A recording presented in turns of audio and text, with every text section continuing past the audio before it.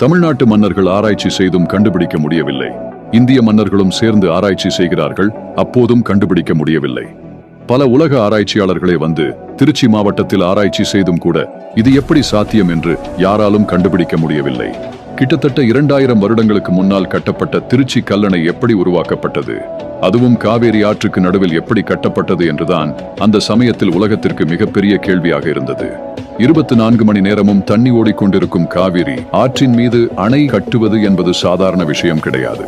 இறுதியாக 1839 வெள்ளைக்காரர்கள் இந்தியாவில் ஆட்சி செய்து கொண்டிருக்கும் போது ஆர்தர் காட்டன் என்ற பிரிட்டிஷ் இன்ஜினியர் திருச்சி கல்லணையை பல ஆண்டுகள் ஆராய்ச்சி செய்து இறுதியாக ஒரு அறிக்கையை வெளியிடுகிறார்.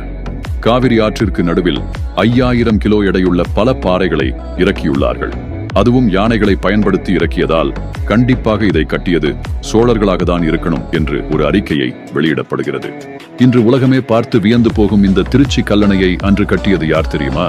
ராஜராஜ சோழனுக்கும் முப்பாட்டனான 2000 வருடங்களுக்கு முன்னால் தமிழ்நாட்டை ஆட்சி செய்த கரிகால சோழன். தமிழ்நாட்டை ஆண்ட மன்னர்களை பற்றி நீங்கள் என்ன நினைக்கிறீர்கள் என்பதை கமெண்டில் கூறுங்கள். மற்றும் தினம் ஒரு பயனுள்ள விஷயத்தை தெரிந்து கொள்ள என்னை பின்தொடருங்கள்.